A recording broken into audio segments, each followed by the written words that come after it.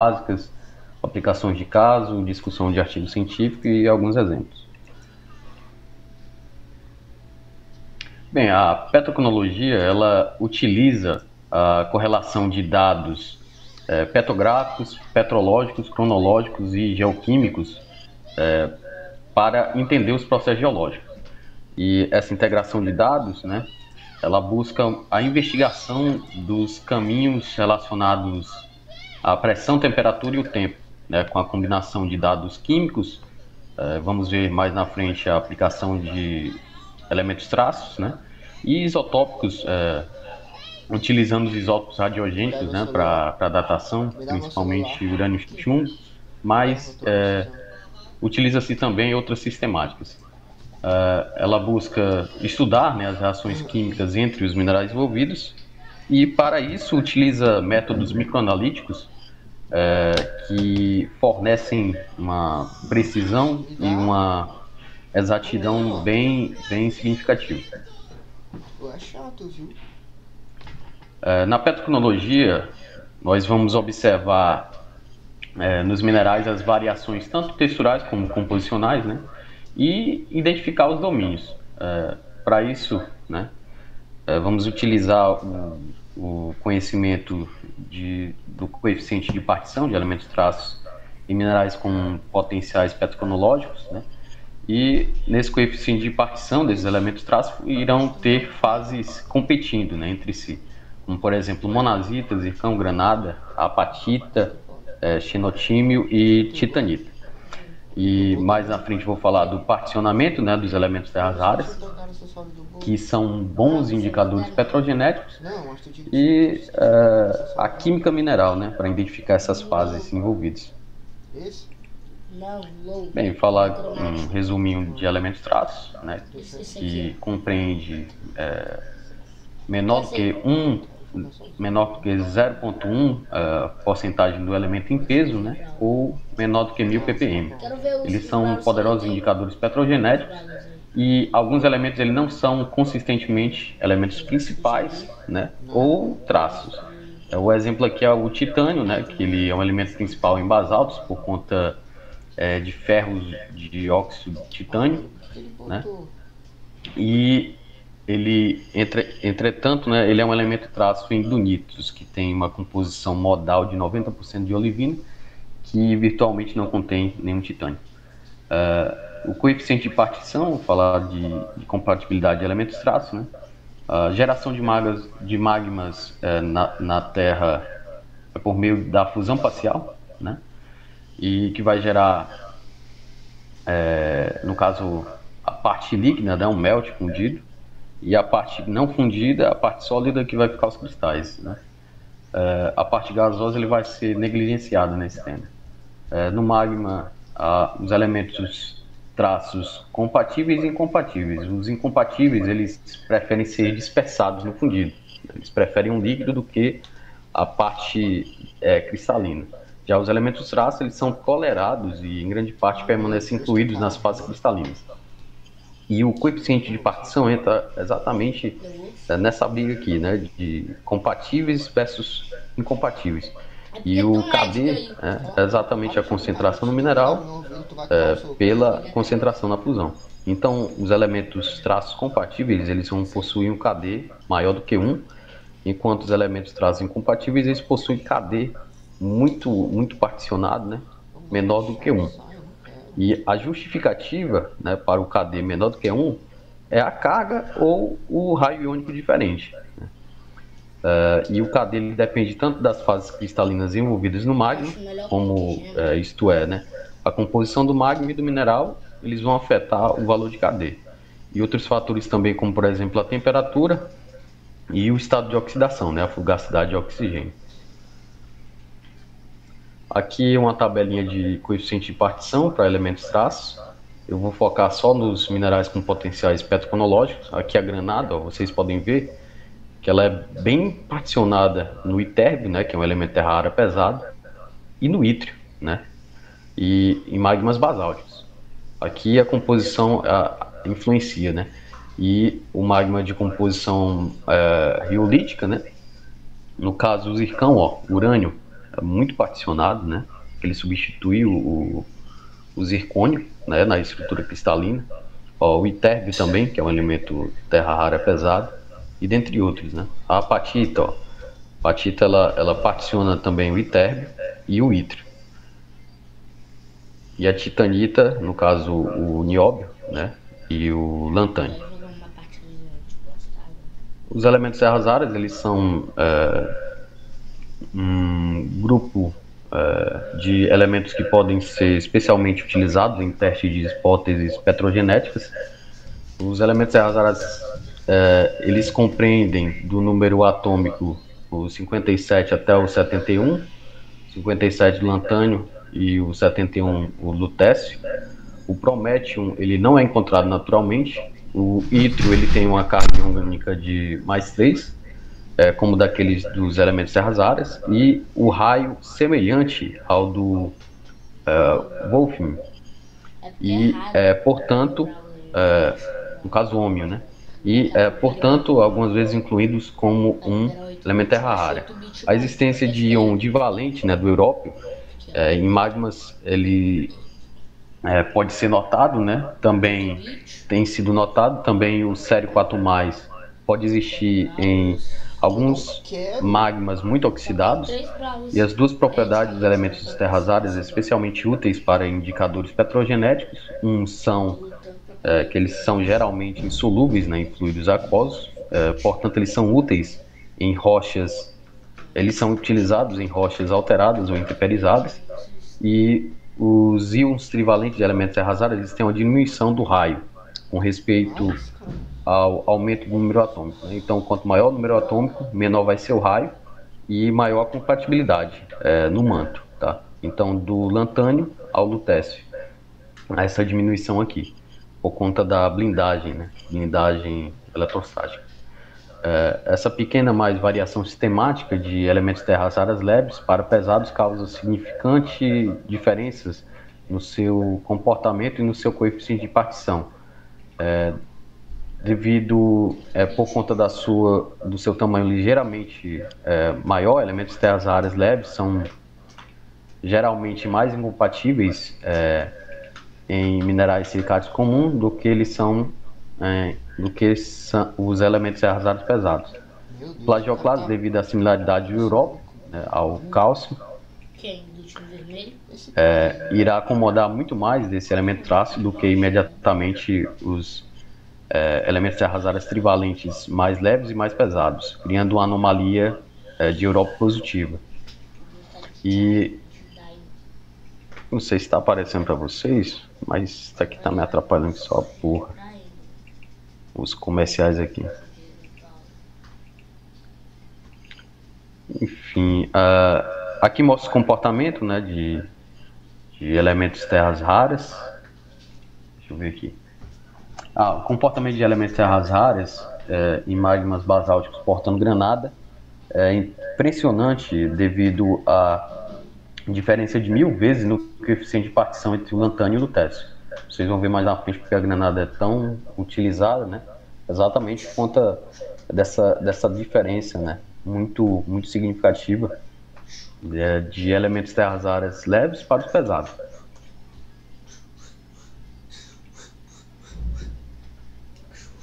Aqui é um diagrama que mostra o coeficiente de partição e os elementos terras raras dos leves até os pesados.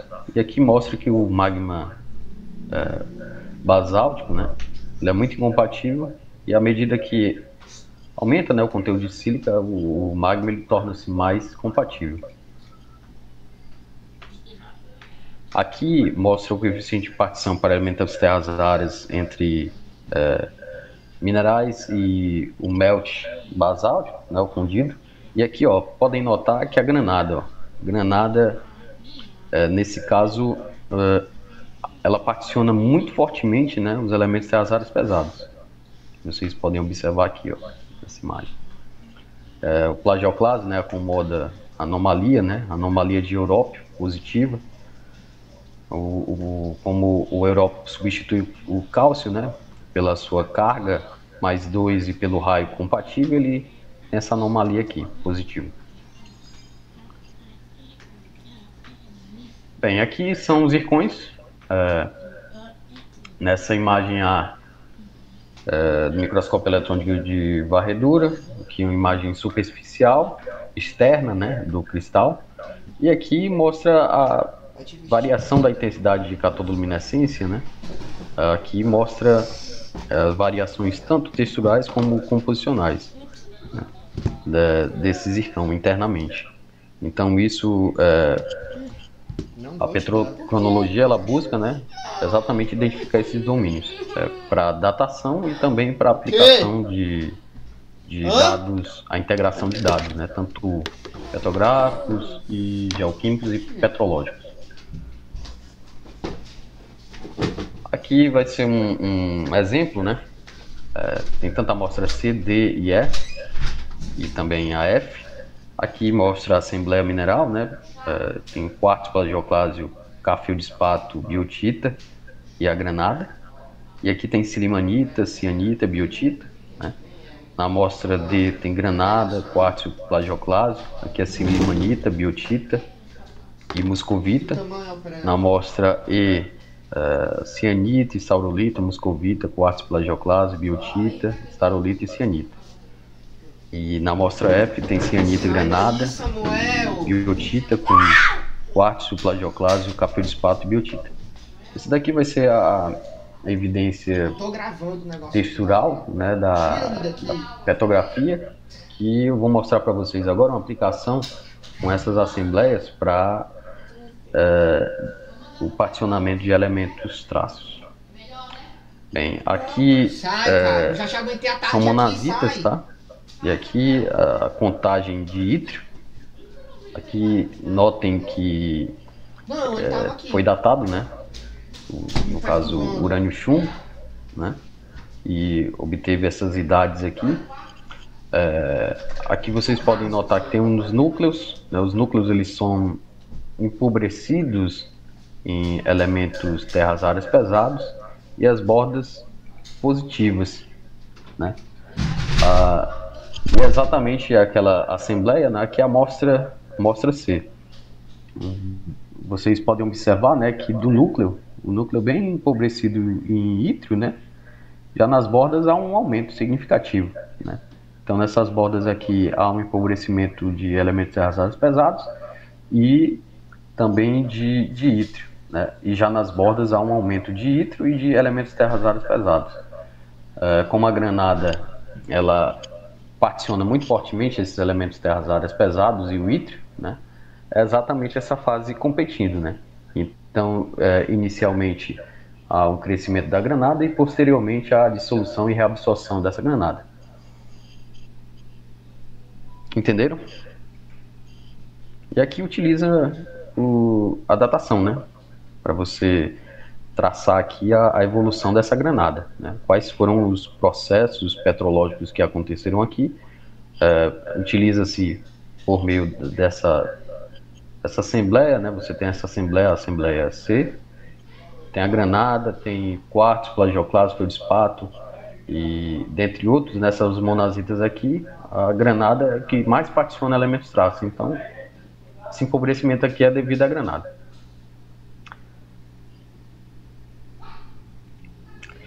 Aqui a titanita.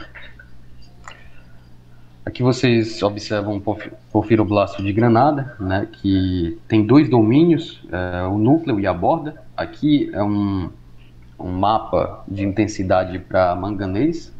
Vejam que a contagem de manganês no núcleo é bem pequena, né? E há um aumento significativo nas bordas, né, desse manganês. Na literatura, né, o manganês, ele o componente espessatita, né, ele inicia-se em temperaturas relativamente mais baixas, né, esse componente, e é rico. Nesse caso aqui, né, acontece no núcleo, né, da granada, está relacionado ao pico, e nas bordas relacionado ao metamorfismo retrógrado, porque exatamente aqui há um crescimento, né, da granada, e nas bordas a dissolução e reabsorção dessa granada, né? E aí há um efeito de retrodifusão desse manganês para as bordas. Tá? E aqui, utilizando esses domínios da granada, aí você correlaciona com titanita, né? Então aqui foi datado, né, os núcleos e as bordas, o núcleo com idade de 620 e as bordas 606 milhões de anos. Essas bolinhas aqui abertas são exatamente para elementos traços, né? E no núcleo, né, você dá para observar aqui bastante fracionada, né, em elementos terras raras pesados. Isso significa que o sistema, quando a titanita começou a crescer aqui no núcleo, estava tendo uma disputa, né, concomitante com a granada, por esses elementos. Só um momento. Oi. É que eu vou ter que dar uma saidinha aqui e eu vou deixar gravando, tá certo? Pode continuar. Beleza. Realmente. Beleza, Matheus. Deixa eu voltar aqui. Sim, aí nos núcleos, né, dessa titanita, ela está bem fracionada em elementos terras raras pesados, né? Vocês podem ver aqui pela média de gadolínio e térbio, né?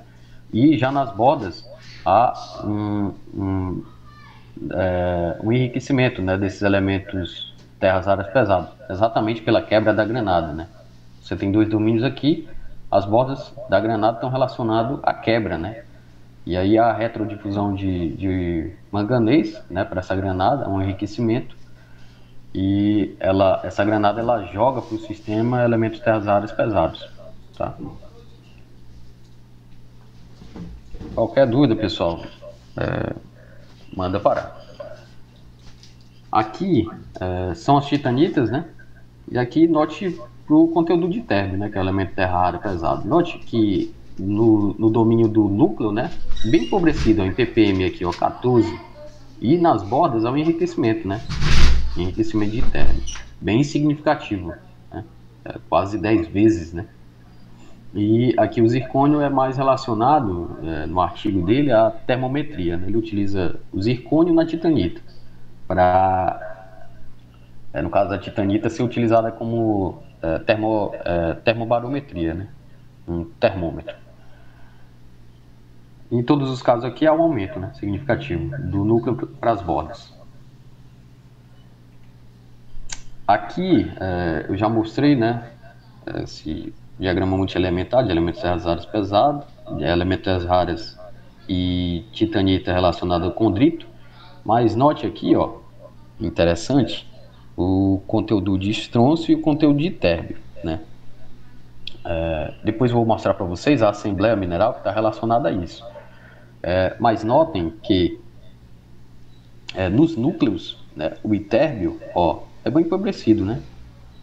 Ó, aqui, ó, em 500, né, uma médiazinha aqui desses pontos vermelhos, em 500, aqui também, né? Já nas bordas, ó, há um enriquecimento, né?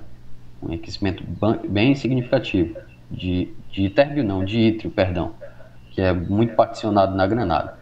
Então é exatamente, ó, aqui empobrecido porque há o crescimento da granada, né, concomitante à titanita, e depois a quebra da granada, né, liberando esse ítrio, ok? E aqui também o conteúdo de estrôncio, né? O conteúdo de estrôncio, vocês vão ver depois, que o estrôncio ele é muito particionado, tanto em plagioclásios, feldspatos, e também em minerais do grupo do epidoto.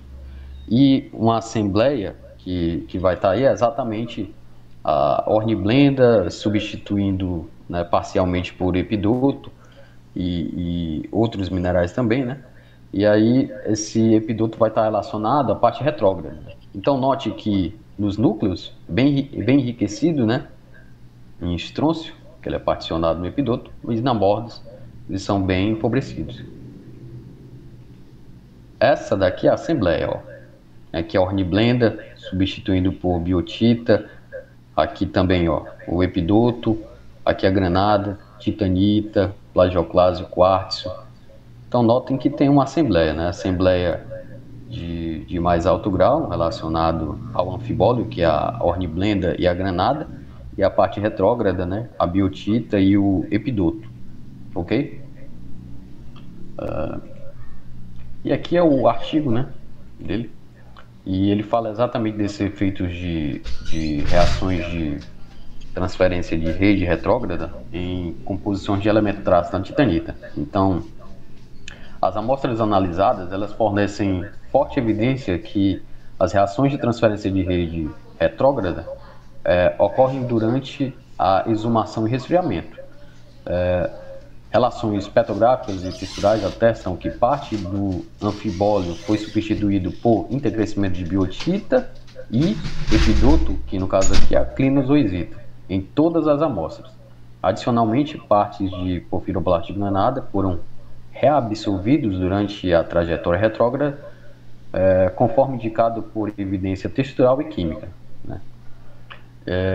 Os porfiroblastos de granada em todas as amostras são rodeados e mostram limites irregulares que são características típicas de reabsorção.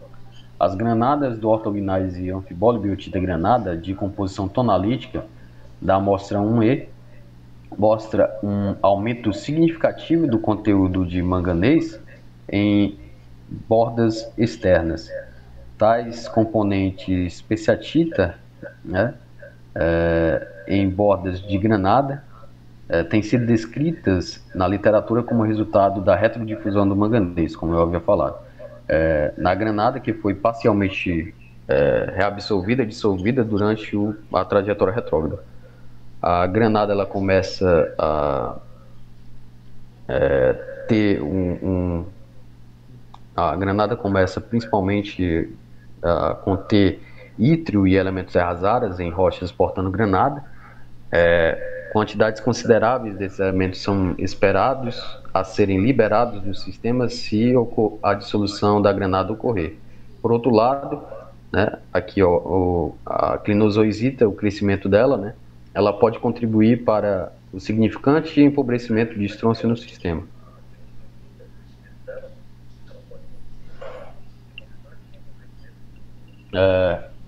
Aqui, né, a correlação química entre a monazita, o zircão e a granada, ela baseia principalmente em conteúdos de elementos raras e mais o ítrio. Eles têm sido amplamente aplicados na literatura e representam uma das ferramentas mais utilizadas em estudos petrocronológicos.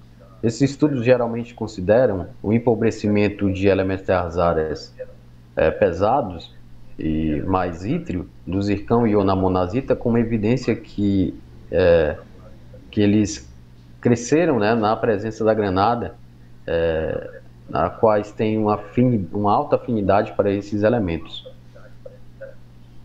Então, o conjunto de dados apresentados aqui mostram as relações entre os padrões de elementos traço da titanita e a consumação de granada em anfibólio e o crescimento de biotita, clinozoisita durante o metamorfismo retrógrado. As bordas mais externas da titanita são enriquecidas em elementos terras raras pesados e mostram uma razão menos fracionada de gadolínio e térmio, e conteúdos muito mais altos de ítrio do que nos núcleos.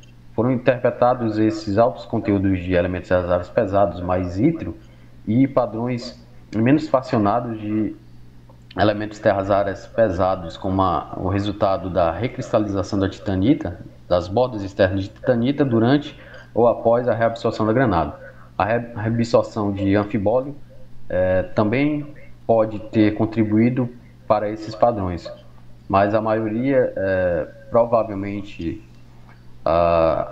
ter um menor grau devido à horniblenda geralmente não mostrar forte fracionamento entre os elementos terras raras leves e pesados, e tem sido mostrado para ter inclinações negativas de elementos terras raras pesados. Pronto, alguma dúvida?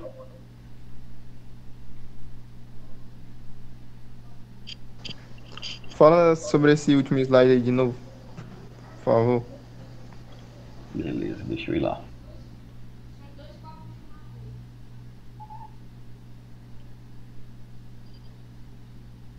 só pra, tipo, eu só quero mesmo saber a relação. Quando eu tiver no metamorfismo progressivo, no metamorfismo retrógrado eu entendi, porque a granada ela vai ser consumida, né? E Isso. aí os elementos terras raras vão ficar na borda, por exemplo, da monazita, desses minerais acessórios aí, né? É. E também vai ter epidoto como retrometamorfismo, né? Mas e no metamorfismo progressivo e de pico, como é que vai ser? Eu acabei não entendendo, não. Ah, sim. No metamorfismo de pico, né? No caso, a assembleia mineral vai ser o anfibólio, que é a horniblenda, e a granada. Não tem aquela imagem que eu mostrei da. Deixa eu voltar aqui. Da granada?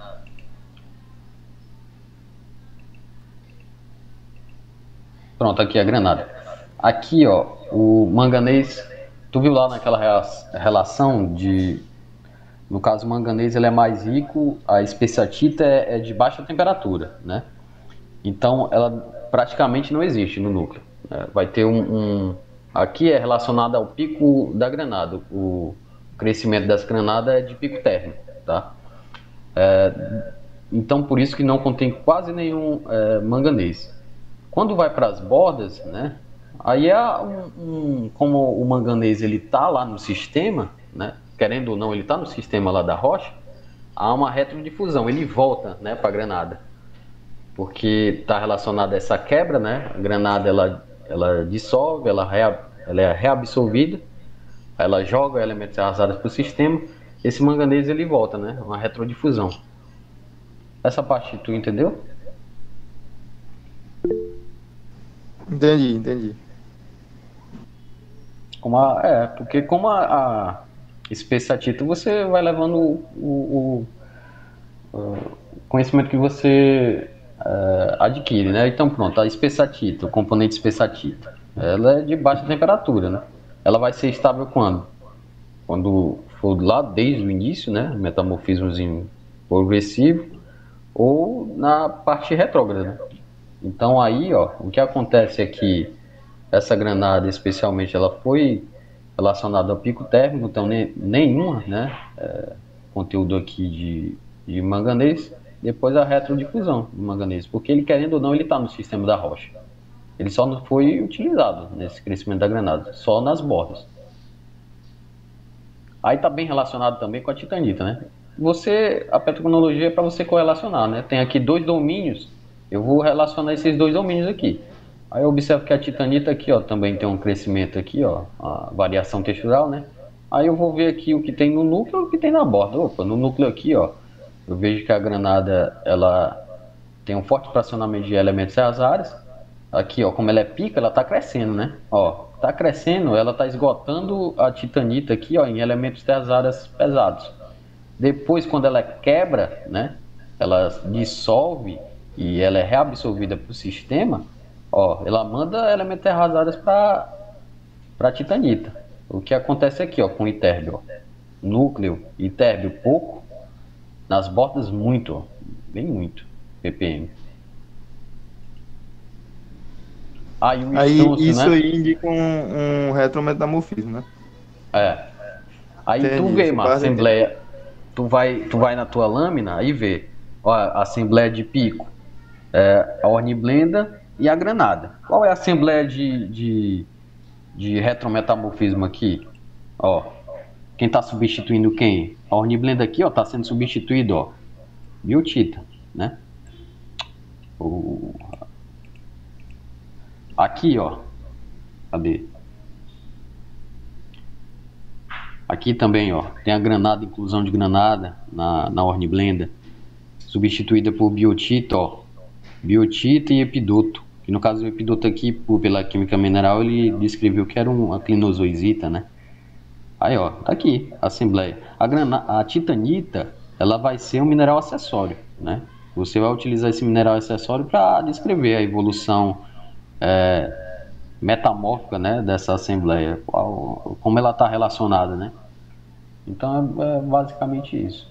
Aí voltando lá na parte do estrôncio, ó, o autor ele descreveu que no caso está na literatura, a clinozoisita ela tem um forte particionamento no estrôncio, né?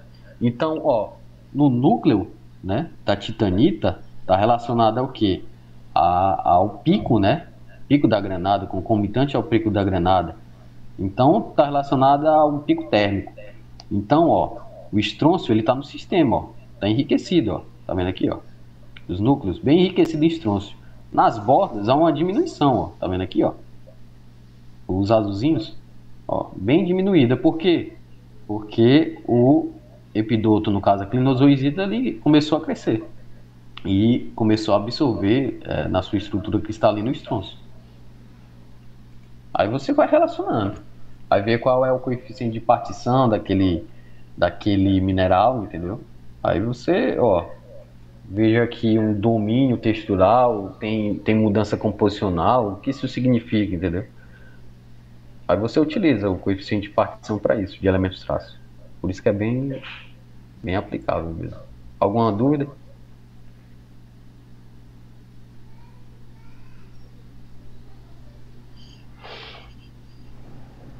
Beleza, entendi. Show de bola. Então vamos pro Davi agora. Beleza. Deixa eu parar de interromper aqui. Antes da gente começar, todo mundo leu aquele artigo lá que eu mandei? Em português, facinho de ler, pequenininho. Não, Davi. Eita. Eu só vi superficialmente mesmo. E lá tinha as piritazinhas. Isso, ó. Como era a primeira apresentação, também sendo a minha primeira apresentação do grupo, eu tava assim, meio em dúvida em como fazer. Mas aí, como eu gostei daquela discussão de sexta-feira. Foi sexta-feira? Não, de quinta-feira, como eu gostei daquela discussão de quinta-feira, eu pensei, olha, a gente pode fazer igual. Se todo mundo ler, a gente abre o microfone, fica todo mundo com o microfone aberto conversando sobre o artigo. Se vocês derem uma lida depois naquele artigo, vocês vão ver que lá é geologia econômica, com certeza. Mas aquilo não é um artigo inovador, não. Aquilo é um artigo de enchimento de linguiça. E é justamente por isso que ele é útil pra gente. Porque, mesmo sendo aqui com os caras da pós-graduação, né? Que os caras da pós-graduação e o professor Clóvis que escreveu, orientou, né? Cara, o artigo não propõe nada. O artigo, na minha opinião, é inconclusivo no final. Ele fala, beleza, tem ouro lá, tem pouco ouro. Dá pra minerar? Não sei. Não dá? Também não sei. É tipo, só tem. E o que falou sobre a gênese da área já tinha sido proposto em outros artigos que eu li. Então não é novo? Não é novo, não traz nada. O que o artigo nos traz são umas pequenas noções, pequenas coisinhas que a gente tem que saber da área. E também sobre ouro orogênico e... Como é que se diz a outra que é em inglês aqui embaixo? Vamos ver aqui nas conclusões. Cadê isto?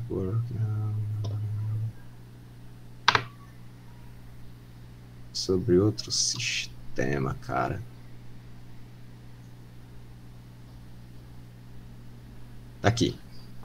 Sobre Etruscan Related Gold System. Sobre esses dois sistemas de mineralização em ouro. Ele fala sobre os dois sistemas. Não, ele diz que o daqui, o do Ceará, é de ouro orogênico e caracteriza os dois. Então é tipo um artigo que a gente vai estar lendo em vez de estar lendo um livro.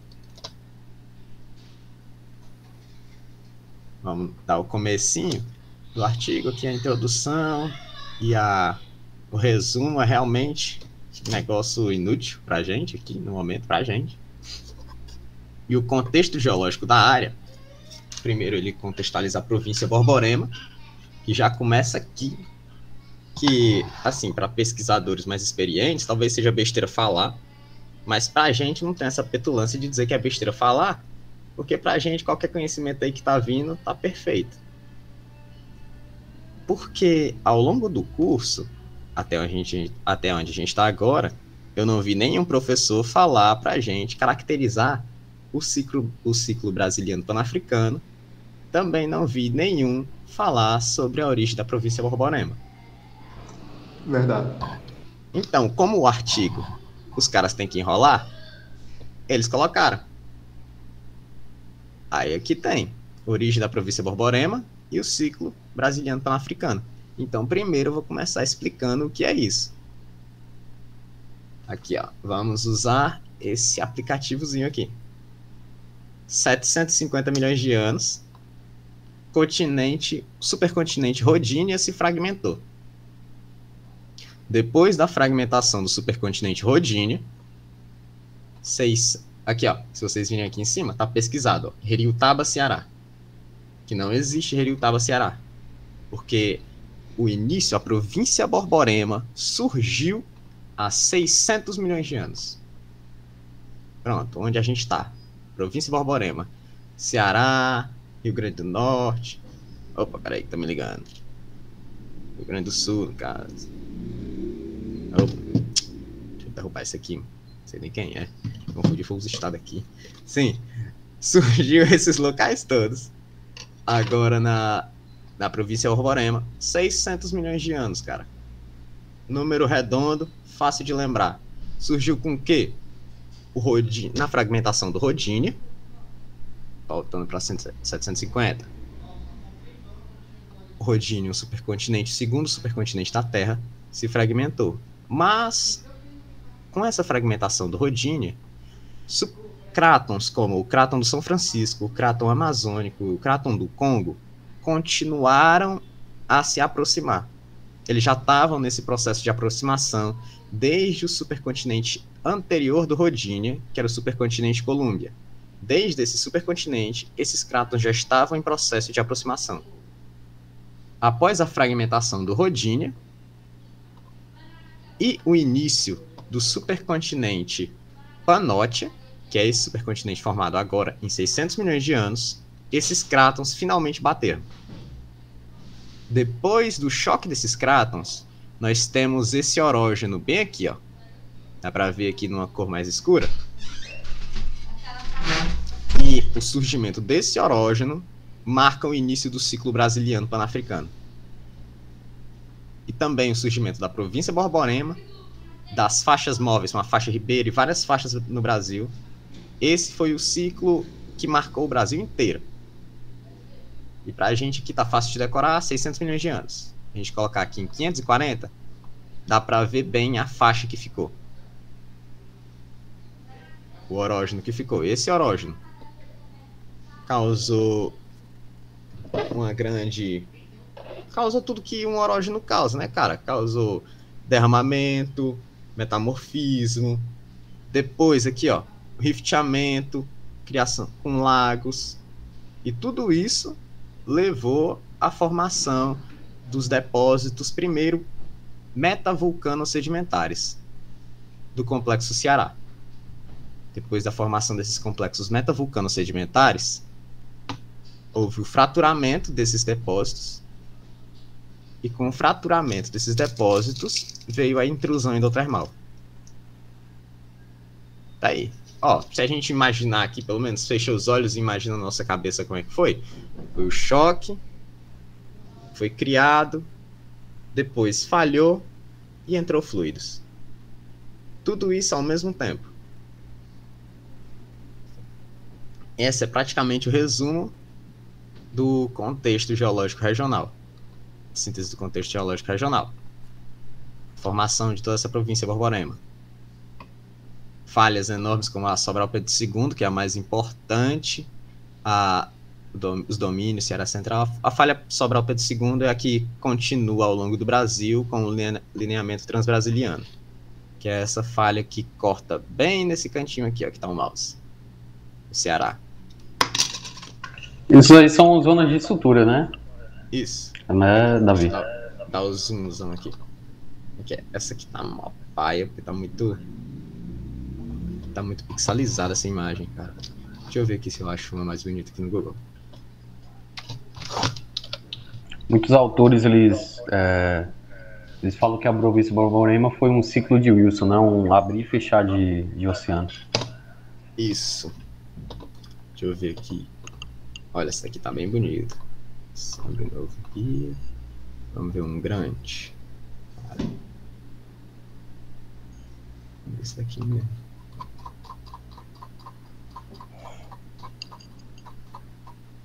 Província Borborema. Aqui, ó. Pronto, aqui tá melhor.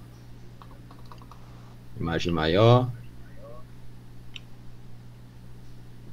Se liga. Província Borborema. Aqui é onde a gente tá. Se você vê no mapa geológico aqui do Ceará, só do Ceará, já é praticamente aqueles desenhos de criança de colorir. É todo colorido, cara. E cheio daquelas cores mais escuras. O roxo, o vermelho, é cheio de rochas metamórficas e rochas ígneas. Nada mais tipo de um ambiente assim, compressional, e que agora se tornou uma margem passiva, né? Sim. Domínio Ceará Central, aqui no meio, ó. Domínio Ceará Central, cortado pelo lineamento transbrasiliano, Falha Sobral Pedro II, Patos aqui embaixo, e acho que que zona desse alinhamento é essa, vocês lembram? Senador Pompeu, é? Senador Pompeu. Pronto, ainda tem a Senador Pompeu aqui. Pois é, então o Ceará... Pronto, aqui, esse lineamento transbrasiliano, tem esses autores que acreditam nessa parte de ciclo de Wilson, né? O oceano neoproterozoico, né? O Goiás Parusiano. Aí essa zona de estrutura aí do transbrasiliano. Um oceano, né? Aí fechou, comprimiu. Pronto, ainda tem essa abertura desse oceano, que foi graças ao riveteamento, né, cara? Ainda abrindo para cá, aperta esse lado. Ainda tem isso que aumenta mais ainda as intrusões hidrotermais, essas coisas. Vamos ver aqui agora, contexto geológico local, a gente já viu aqui, unidade no Complexo Ceará, unidade Canidé, metovulcanos sedimentares, alguns anfibolitos, que tem uma alteração hidrotermal interessante nos anfibolitos, que eu deixei aqui para falar para vocês. Deixa eu ver se eu encontro ela. Porque essas alterações hidrotermais é como a professora disse, a professora Lucinete sempre diz que a gente não pode esquecer, né, das alterações hidrotermais. E, bicho, essas alterações hidrotermais enganam demais. Porque a face anterior, a do anfibolito, né, a face epidoto anfibolito, é caracterizada pelo surgimento do epidoto, não, pela persistência do epidoto e o surgimento da horniblenda. Aí a face é caracterizada pela coexistência de epidoto e horniblenda. Mas aqui, ó, o artigo fala, deixa eu ver,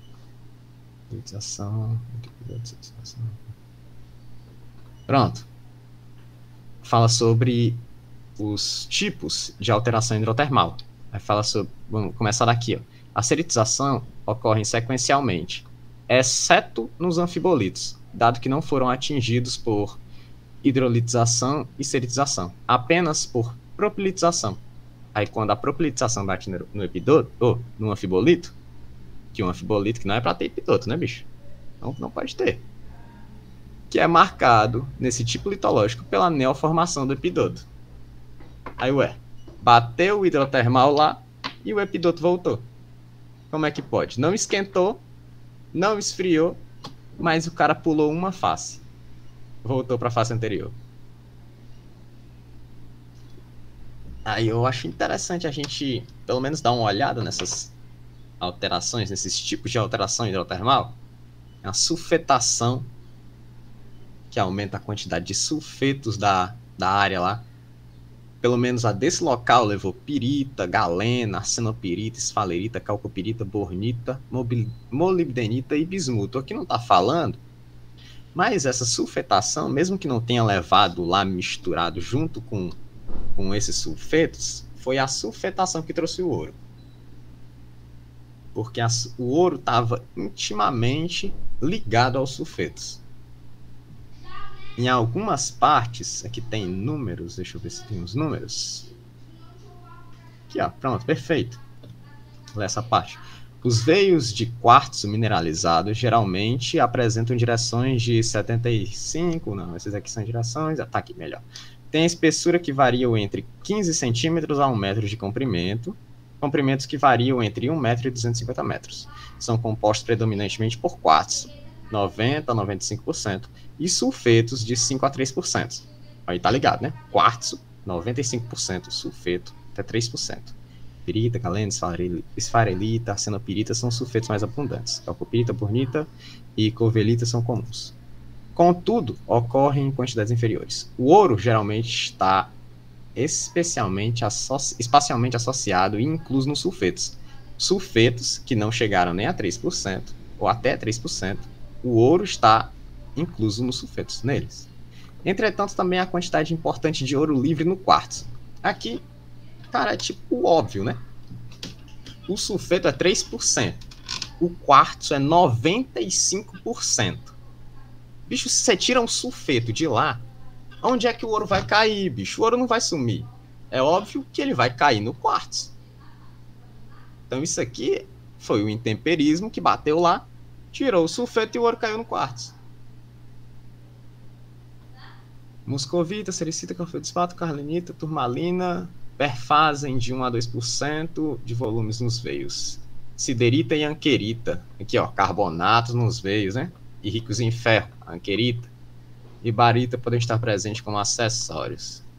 Alterações hidrotermais, agora vamos ver.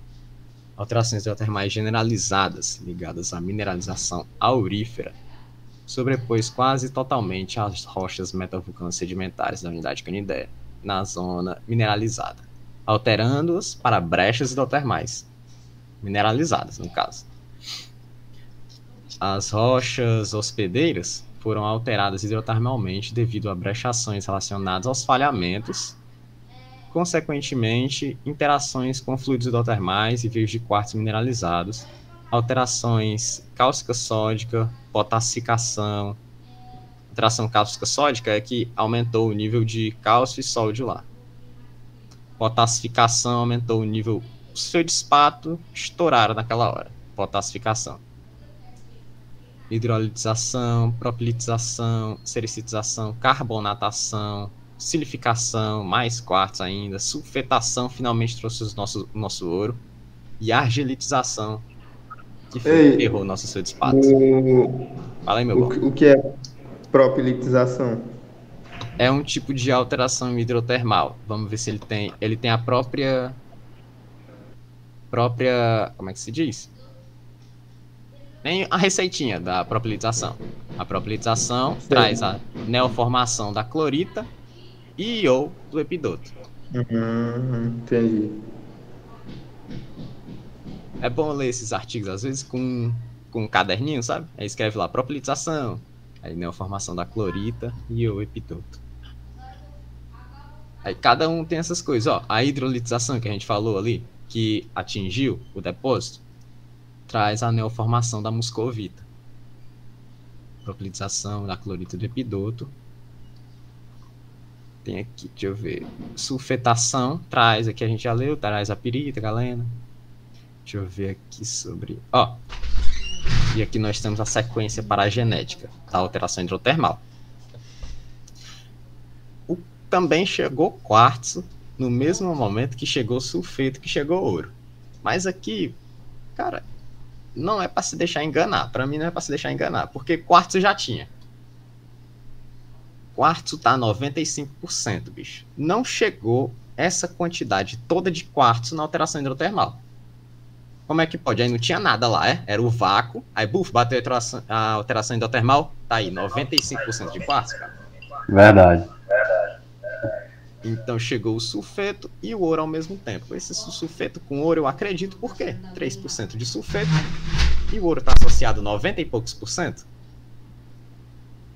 Então o ouro vem acompanhado do sulfeto. Vamos aqui, a brecha hidrotermal, tem a parte mais interessante. Deixa eu ver, tinha alguma foto de lâmina? Tem. Aqui, ó, essas lâminas hidrotermais, cara, é um negócio feio, viu? Uma lâmina de alteração hidrotermal. Isso aqui reconhece na hora que teve alteração hidrotermal. A gente é acostumado àquelas lâminas bonitinhas de metamórfica e ígnea, com os mineraizinhos bem direitinho. Olha essa biotita aqui, cara. Tá só os restos. Dá pra ver direitinho. Biotita, muscovita. A biotita e a muscovita aqui, ó. Só acredito que uma biotita e outra é muscovita porque o cara tá dizendo.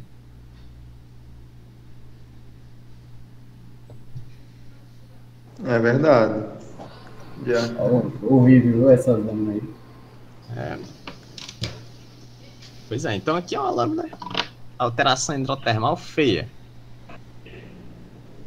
Que é, por mim, isso aqui eu reconheço na hora. Que isso aqui é alteração hidrotermal, isso é erro na lâmina. Olha o tamanho do bicho de cola aqui. Tem como não. Hornblenda. A Hornblenda não dá para reconhecer nem a clivagem. No máximo dá para reconhecer uma se você considerar que essas estrias aqui são a clivagem dela. Verdade.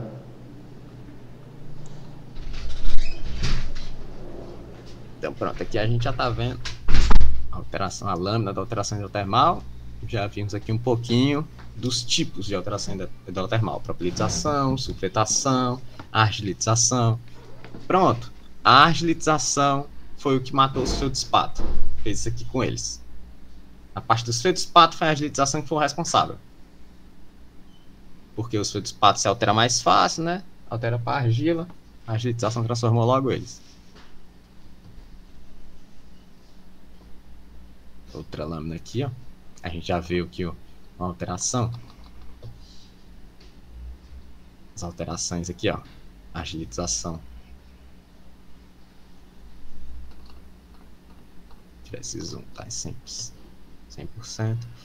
Pronto, outra coisa, que é só mais um detalhe, mas podem conter inclusões de ouro-elétron. Essa parte ouro-elétron é porque o artigo se refere a uma liga de ouro, que é a liga de ouro, prata e cobre. Às vezes tem cobre. Por isso que colocam ouro/elétron, porque não é só o ouro lá. E aqui é a segunda. Sulfetos, pronto, perfeito. Tá falando dos sulfetos? Há 3 gerações distintas de sulfeto. A primeira geração de sulfeto está associada à primeira geração de quartzo hidrotermal. Os sulfetos dessa primeira geração foram totalmente alterados intempericamente e substituídos por limonita, restando apenas alguns pseudomorfos subedrais, euedrais de pirita, galena, esfarelita, cinopirita, contendo inclusões de ouro-elétron. A gente já tá vendo aqui, ó, quem é que foi alterado, né? Já sabe por que que tem uma parte do ouro solta no quartzo. A partir da análise química do MEV, tem uma foto do MEV ali embaixo. Cadê minha mãe? Das limonitas. Foi identificada a assembleia de primeira geração de sulfetos. Primeira geração de sulfetos: pirita, galena, cinopirita, esfalerita, calcopirita, bornita, molibdenita, bismutinita. A segunda geração de sulfetos está associada com a segunda geração de quartzo hidrotermal. Cara, o quartzo, a sílica, é uma parada muito abundante. Então, para você dizer que o negócio não está associado a quartzo, não está associado a sílica, tem que ser um líquido muito esquisito. O quartzo hidrotermal é composto por pirita, galena, esfalerita, calcopirita, cinopirita e bornita. Praticamente a mesma coisa. Sulfetos variam de 0,1 a 2 milímetros e estão deformados, fraturados, cortados pela terceira fase de silificação. Foram parcialmente alterados intempericamente, lixiviados e posteriormente um pouco alterados supergenicamente e substituídos por covelita e calcocita na carbonatação. Outro processo de hidrotermal. Podendo conter inclusões de ouro elétron. A terceira geração de sulfetos está associada à terceira geração de quartzo hidrotermal. De novo, é composto por pirita, esfalerita, galena, arsenopirita, calcopirita, bornita. Mesma coisa. Os sulfetos ocorrem disseminados e são muito finos. Então aqui, ó. O sulfeto veio 3 vezes, as 3 vezes enriquecido com ouro. As 3 vezes acompanhado de quartzo. Esse do acompanhado de quartzo, sim, é acompanhado de quartzo, cara, porque tá no fluido hidrotermal. E se tivesse até bosta lá dentro, estaria acompanhado de quartzo. Então, aí aqui, ó, a foto do MEV, da substituição, da limonita. Tem só a forma bonitinha, mas não é. O sulfeto, como é mais fraco, digamos assim, pequenininho, mais fraco ao intemperismo, às vezes pega o beco mais fácil. Aí fica o resto do ouro elétron nas outras partes. Como o ouro é insolúvel, né? Isso, o ouro fica. É. É que nem aquele negócio. Vocês já viram que o chumbo é tipo, como é que se diz? Ele é super prejudicial ao corpo humano, porque o chumbo não sai do corpo. A gente pode beber, deixa eu ver o que mais, misturar água com sal e tacar o pau e beber água com sal, que você pode beber uns 5 copos de água com sal hoje, que tá de boa, 3 amanhã, 5 depois de amanhã, que você vai continuar de boa, porque o sal vai sair do organismo. Mas como é que se diz? Mas qual era que foi que eu tinha dito? O chumbo, pronto. O chumbo não vai sair do organismo, cara. Não vai sair. Se você beber 1 colher de chumbo hoje, no final da sua vida, vai ter 1 colher de chumbo dentro do seu organismo. Mesma coisa é o ouro aqui nos depósitos. O cara trouxe o ouro, tá aqui na rocha. Você pode pegar o beco sulfeto, pode pegar o beco feldspato, pode pegar o beco todo mundo, que o ouro vai estar aqui no final. O ouro só vai embora quando vier o intemperismo carrear o ouro. Aí ele pega o beco. Mas se for só para essas coisinhas assim, ele fica aí. Então tem da alteração hidrotermal. A alteração hidrotermal deixa os cristais todos esquisitos. E o ouro, deixa eu ver se tem. E o ouro tá aqui brilhante aqui no meio, quadradinho, como se nada tivesse acontecido.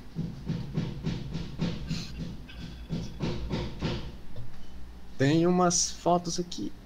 Deixa eu ver aqui as fotos com ouro. Essa daqui é o ouro, é bem miudinho. Outro problema da área é... Cara, olha a quantidade de ouro. Um aqui, um ali. Aí... Bicho, eu não sei se isso aqui... Eu não tô acostumado a ler artigo falando sobre ouro, mas pra mim isso aqui não parece ser muito, não. Você vai me dizer que vamos minerar um negócio desse? Não fala nem a quantidade de ppm do ouro, o artigo não tratou de nada disso, bicho. Só mostrou umas fotinhas que tem ouro aqui. Tem ouro aí, beleza. Esse MEV aí é lá da geologia? Isso. Essa foto do MEV aqui é lá do departamento. MEV, o pessoal tá sem recurso, né? Tá lá no MEV da geologia. É.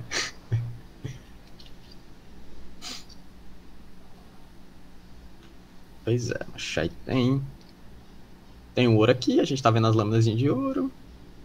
A limonita, ó, que falou anteriormente, tá substituição. Então, tem limonita aqui. Limonita e ouro. A limonita substituiu os sulfetos. Então, se a limonita substituiu os sulfetos e o ouro não sai do canto, o ouro estava dentro de um sulfeto e a limonita tomou o canto do sulfeto. Mesma coisa aqui, ó. Limonita, ouro. discussões e conclusões. Essas das discussões é interessante a parte que ele diferencia um tipo de depósito de ouro do outro tipo de depósito de ouro. Vamos ver qual é a parte aqui que é melhor. Heriotaba. Não, essa aqui é a parte interessante não. Essa aqui ele só compara. Os depósitos de ouro orogênico estão associados com terrenos metamórficos da face xisto verde e granulito. Então, aqui já é um dado para a gente ficar na cabeça, que se for ouro orogênico, geralmente estão lá no médio grau, médio alto grau, que é o xisto verde, e o granulito. Esses depósitos formaram do Arqueano ao Fanerozoico. Arqueano ao Fanerozoico? Por quê, cara? Porque depois o Fanerozoico está muito perto. Antes do Arqueano não tinha nem continente para bater. Aí não tinha orogenia, não tinha depósito orogênico. Geralmente durante processos de deformação compressional e transpressional em imagem de placas convergentes em orógenos. Como a gente viu aqui, quando convergiu os crátons para a formação do... Deixa aqui, tá 600. Pronto. Para a formação do Panótia. Supercontinente Panótia e a formação da província da Borborema. Orogênese batendo, né? Bateu a orogênese. Mas de placas convergentes, eventos terminais relacionados à subducção aumentam o gradiente geotérmico das sequências envolvidas no orógeno, iniciando e conduzindo a migração de fluidos hidrotermais para a crosta superior, resultando em mineralização de ouro de veios de quartzo, em veios de quartzo. Pronto, a gente já tem um orógeno. Falta no quê? Falta alteração hidrotermal para trazer para dentro do depósitozinho. A gente já tem um pote, falta o ouro para colocar dentro. Falta só alteração hidrotermal que vai trazer o ouro. Aí depois disso nós temos os rifteamentos. Dá para dar zoom nessa desgraça? Dá. Agora se não dá. Nós temos os rifteamentos. Ó. O orógeno, isso aqui é um lago, cara. Com isso, apertou mais para esse lado. Se esse é um lago não surge no meio do continente por nada. Não é porque choveu demais, é porque está rifteando. Se está rifteando, tem intrusão ígnea. Se tem intrusão ígnea, tem migração de fluido. Então a gente já tem o fluido hidrotermal. A gente já tem toda a receita aqui para fazer uma mineralização de ouro em vez de quartzo. Pronto, aqui falando, essa mineralização geralmente estão próximas a estruturas tectônicas regionais. Zona de cisalhamento, falhas de empurrão, strike slip, falha strike slip. Aí como a gente viu aqui na imagem, cara, falha é o que não falta aqui. Na província da Borborema só o que tem é falha. Tectônica, canais de transporte para fluidos hidrotermais. Beleza, a partir da acumulação de fluidos hidrotermais em níveis cristais mais rasos, a pressão de fluidos é aumentada e induz o fraturamento hidráulico, acompanhado por fluxos massivos de fluidos hidrotermais, que geram mineralizações na forma de brechas, stockwork e sei lá como é que se fala isso, doido, sheeted violence e veios de quartzo. Já tá vendo aqui, né? A alteração hidrotermal por si só já aumenta o tamanho do depósito. A alteração hidrotermal não só origina o depósito porque ela traz o ouro, como ela também aumenta o tamanho do depósito porque ela vai entrar em uma rocha. Para a alteração hidrotermal entrar numa rocha, a rocha vai ter que se fraturar e vai ter que se quebrar todinha. Quando a rocha quebra, vai aumentando o tamanho do depósito, né, cara? A alteração, a água vai percolar melhor. Estrutura de segunda ou terceira ordem, principais, dissipações de estresse. Logo, nesses locais de alteração hidrotermais são mais intensas e, consequentemente, onde as mineralizações se concentram. Alterações hidrotermais típicas envolvem a formação de albita, calfedspato, biotita, muscovita, paragonita, epidoto, clorita, silicita, carbonatos e sulfetos. Sulfetos que foram importantes nesse daqui. A mineralização de ouro primário Heriotaba está localizada também no Ceará Central, província da Borborema. Beleza. Hospedada em rochas metafrequentes sedimentares, blá blá blá, unidade de Canidé, formadas, final, que a gente já sabe. Ele está só falando o que a gente já falou anteriormente, né? Neoproterozoico durante a orogênese brasiliana panafricana, cerca de 600 milhões de anos. Formou-se as falhas de segunda ou terceira ordem em direção ENEWSW, da zona de cisalhamento Heriutaba. Zona de cisalhamento menor, lá relacionada àquelas grandes zonas brasiliano, transbrasiliano, que, devido à percolação de fluidos hidrotermais, foram preenchidos por rios de quartzo mineralizados e alteram hidrotermalmente as rochas encaixantes para brechas hidrotermais mineralizadas. Fluidização, na região de Ipu. Aqui está falando, pronto. Ó. Na região de Ipu, bem pertinho, ao sudoeste de Heriutaba, esses dois autores, Sampaio e Scarpa, caracterizaram uma importante ocorrência de ouro primária hospedada em metadioritos, cortada por xerxes de alcalifeto espato-granito, do arco magmático de Santa Quitéria. Aí, segundo os dois autores, é uma mineralização diferente dessa daqui. Essa é de ouro primário, mas lá trata-se de uma mineralização aurífera sulfetada, disseminada, composta por... Mesma coisa. Ó. Ela é ouro elétron, pirita, calcopirita, esfalerita. Tá? Mesma receitinha. Albitização, potassificação, seritização. Ainda tem alteração hidrotermal também. As mesmas alterações. Sulfetação, silificação. São as principais alterações hidrotermais, diretamente associadas à mineração. Quanto à origem dessa ocorrência, devido à associação litológica e o contexto geotectônico das rochas hospedeiras, tá vendo aí? Tá perto. Mas os caras lá falaram que teve uma origem diferente. As alterações hidrotermais associadas à mineralização, Sampaio e Scarpa sugeriram uma origem magmática hidrotermal similar à de um depósito Intrusion Related Gold System, que é uma parada, uma mineralização diferente da ouro orogênico. Vizinho lá, né? Vizinho com alterações semelhantes. Então, por quê, cara? Por que esse autor desse artigo aqui, que é mais novo, está dizendo que uma mineralização vizinha de outra tem duas mineralizações diferentes e não contestou, não disse que o autor daquele outro estudo estava errado. Ele está falando que não, que realmente foram duas diferentes. Mas, o que está levando a isso? Primeiro a gente vai ter que entender, a gente já entendeu o que é o ouro orogênico, como é que se forma.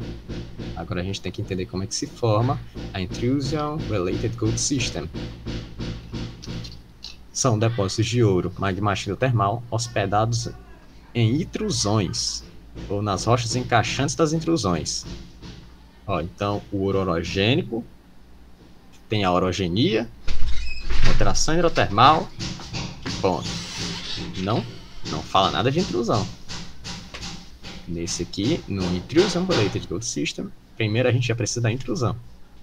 Aí esses depósitos geralmente estão associados a uma intrusão do tipo 1, metaluminoso, subalcalinas e reduzidas, de composição intermediária félsica, de ambiente tectônico acrecionário e colisionais.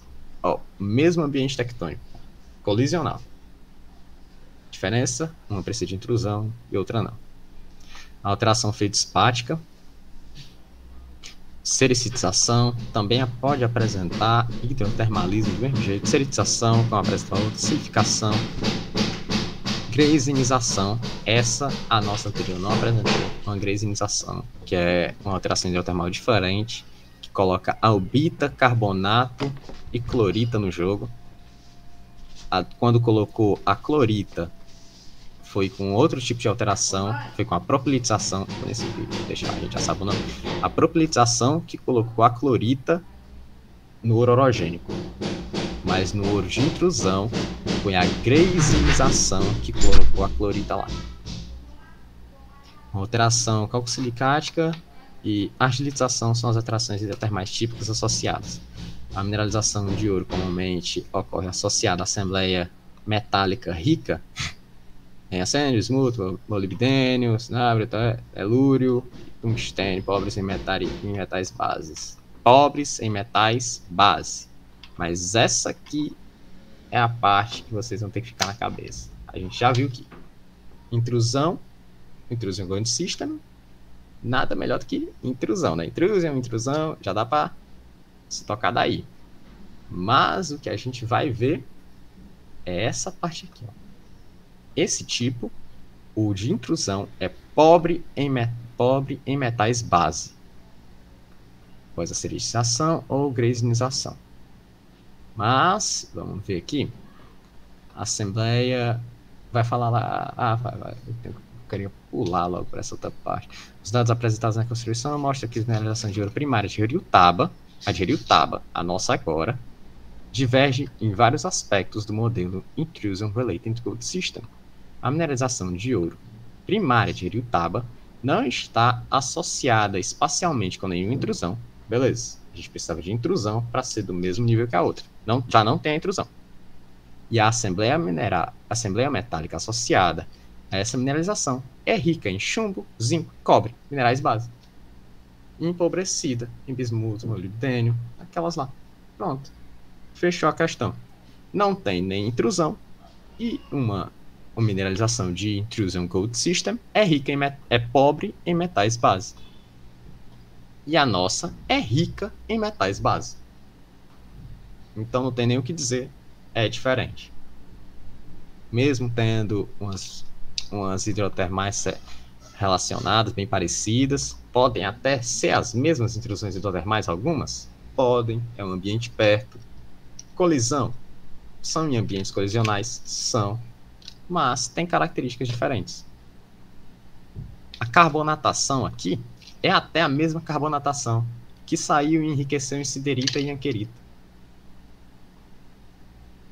Se vocês lembrarem, eu não sei se eu li para vocês, mas a carbonatação de Jeriutaba também enriqueceu em siderita e anquerita. Vamos ver aqui. Pronto. Silicificação são as principais alterações hidrotermais diretamente associadas à mineralização, enquanto a alteração feldspato, alterações hidrotermais onipresentes no Intrusion Gold System e greisinização ausente. Lembra que a gente falou da greisinização. A greisinização é do Intrusion Gold System. Como está falando aqui, ó, a greisinização trouxe a clorita, o carbonato e a albita. E eu falei que não teve greisinização. A gente não viu greisinização no anterior. O que trouxe a clorita foi a propelitização. Mas aqui está falando que para também ser o Intrusion Related Gold System, precisavam de greisinização. Mas está ausente. Logo, a mineralização de ouro primária de Jeriutaba deve ser do tipo ouro orogênico. Embora esteja hospedada em rochas metamórficas à face anfibolito, a mineralização de ouro orogênico de Jeriutaba não tem nenhuma associação com o metamorfismo de alto grau. A gente viu aqui que ela chegou depois, né, cara? Ela chegou junto com o sulfeto. Então não tem como ela estar associada ao metamorfismo. Dependendo da temperatura dos hidrotermais, depósitos de ouro orogênico podem aparecer em assembleia de alterações hidrotermais de baixa temperatura. Podem aparecer como apareceram aqui. Então, a gente viu aqui em cima na tabela de como se deu a alteração hidrotermal. O ouro e o sulfeto já chegou na baixa temperatura, no estágio final. Então não é só podem acontecer em alterações de baixa temperatura, como aconteceram assim. De alteração hidrotermal de baixa temperatura, sericita, carbonato, pirita. Ou mais alta temperatura, tá, com biotita. Se acontecer de alta temperatura, que não foi o caso, podem aparecer com biotita, carbonato, pirita. Biotita de novo, o cara botou aqui. Ah, não, é outra. Biotita, anfibolito, anfibólio, pirotita e também por biotita de obsídio e pirrotita. Assembleias de mais alta temperatura. Parece do mesmo jeito, só que com assembleia mais alta. Antes era sericita, carbonato, pirita. Aí agora, biotita, anfibólio, pirrotita. Ou então outras. A assembleia de alteração hidrotermal da mineralização de ouro orogênico de Jeriutaba, constituída por clorita, epidoto, sericita, siderita e sulfetos. É tipicamente de baixa temperatura. Aqui pronto, acabou os dados que eles tinham sobre o depósito. Vamos ver. Conforme Kolbe, há vários exemplos de mineralização de ouro orogênico que se formaram há 6 milhões de anos depois de eventos acrecionários principais relacionados. Logo, a formação da mineralização de ouro orogênico de Rio-Taba está associada com o hidrotermalismo de baixa temperatura que afetou as rochas metavulcano-sedimentares da unidade Canité, Complexo Ceará, após o pico de metamorfismo regional durante os últimos estágios da orogênese brasiliana. Só considerações finais que a gente já falou. Então, como eu disse, e eu acho que deu para notar aqui até pelo final da conclusão, o artigo não vem nos trazer nada. Não vem nos mostrar nada novo, não vem nos dizer minere lá tem muito ouro, nem lá tem pouco ouro. Não tratou de nada disso. Mas o artigo nos deu aqui várias coisinhas, vários detalhes que eu considero importante que a gente tenha alguns deles na cabeça. Que são surgimento da província do Borborema, 600 milhões de anos. Não só isso, como uma visão dinâmica de todo o processo. Porque com o surgimento da província da Borborema, não é só, surgiu de boa assim, do jeito que está hoje. Não. Teve a orogênese.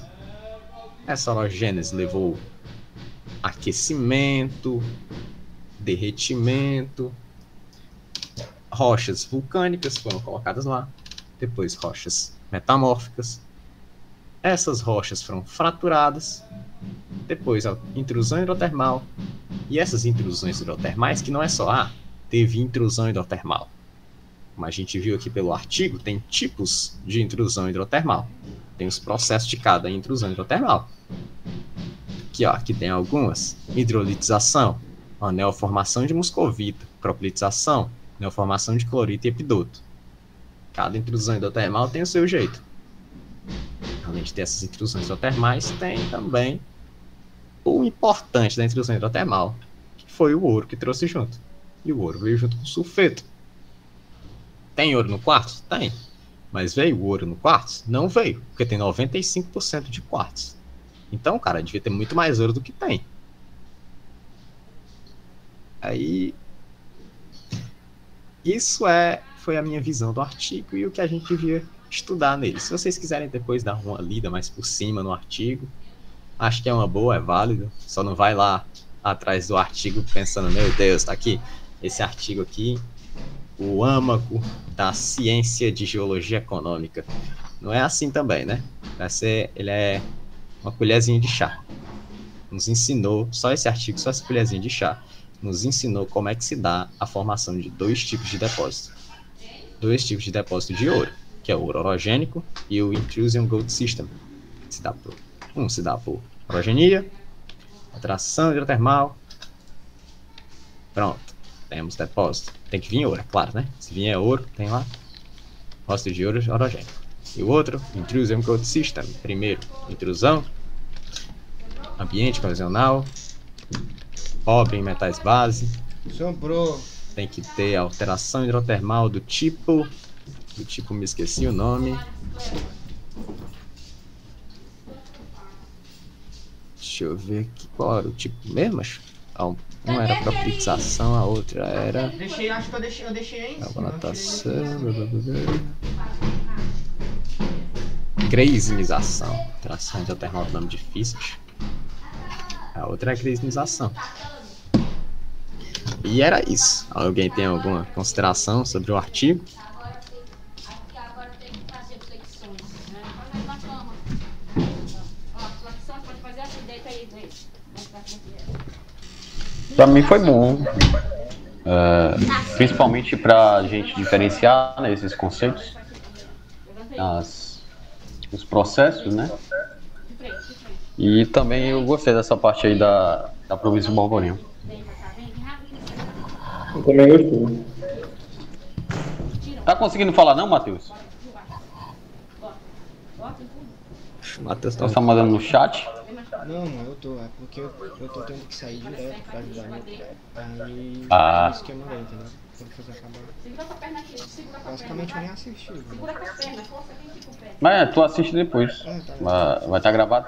Sim, tu já pode terminar a gravação. O W terminou agora. Beleza, eu vou encerrar a Pois é. gravação. Beleza. Aí tu bota no Drive, tu cria um Drive pro grupo. Beleza, eu crio. Isso é